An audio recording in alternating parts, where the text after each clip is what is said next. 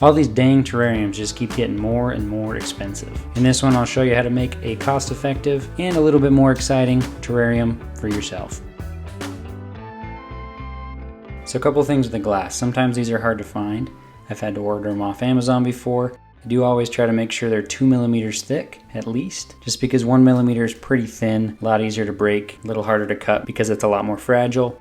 Look around for a bit, you might have to order them. I got these from a local craft store, just Hobby Lobby next to me. They actually had some in stock. You can see I got this one for $2.79, so definitely a lot cheaper than just going and buying another terrarium or something like that.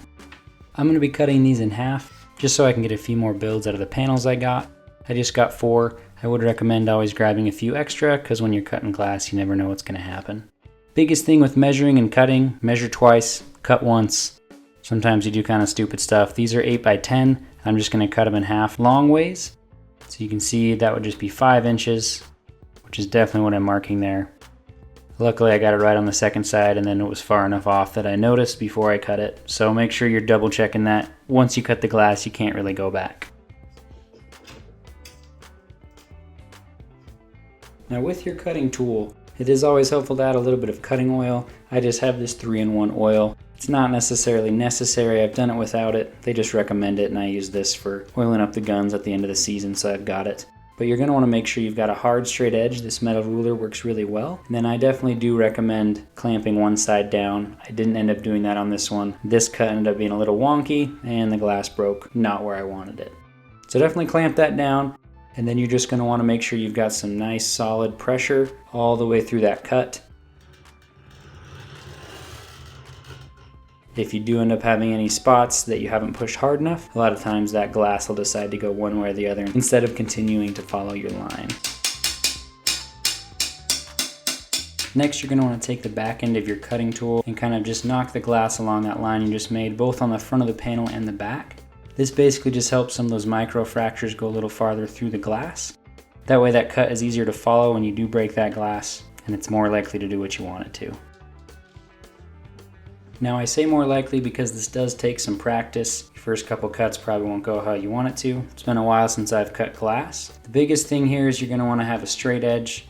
Apply either some firm downward pressure. You can see that one didn't work how I wanted it to. Or what I have more success with, just hit it right on the table.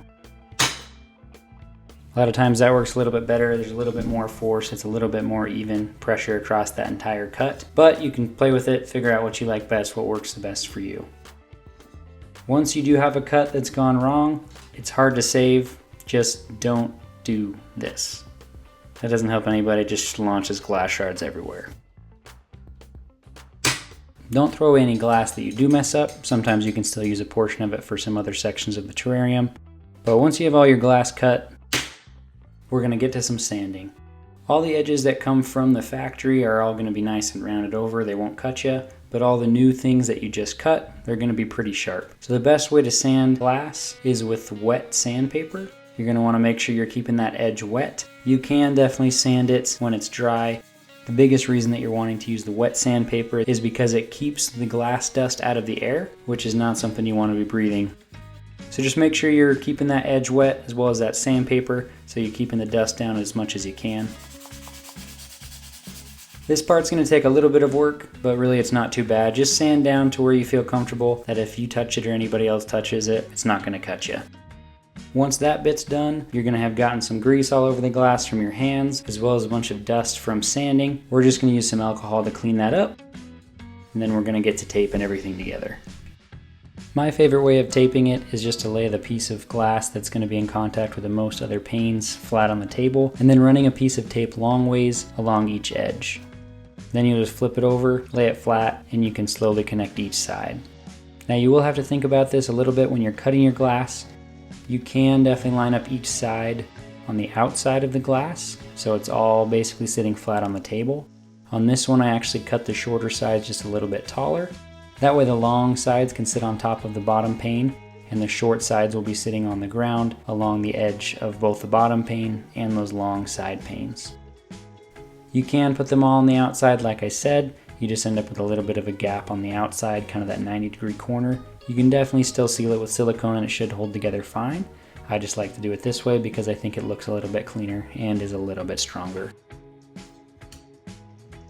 Now silicone, not too difficult. Just make sure you get a whole bunch on there, get it connected to every pane of glass. For this one I've got some non-toxic aquarium silicone. If you are going to be using this in an aquarium or any sort of terrarium, you're going to want to make sure that it doesn't have any mold resistance. And then just kind of pump this along the inside edge. You can definitely put some tape right along each edge and then peel that off after you've put the silicone on. That makes some really clean lines. On this one it's not really going to matter too much. And then I'm going to use my finger. You don't have to use a glove, the silicone comes off pretty good, but it's kind of nice. The one other thing to note with the silicone is that you do have to do everything at once. Once the silicone is dry, new wet silicone isn't going to stick to it.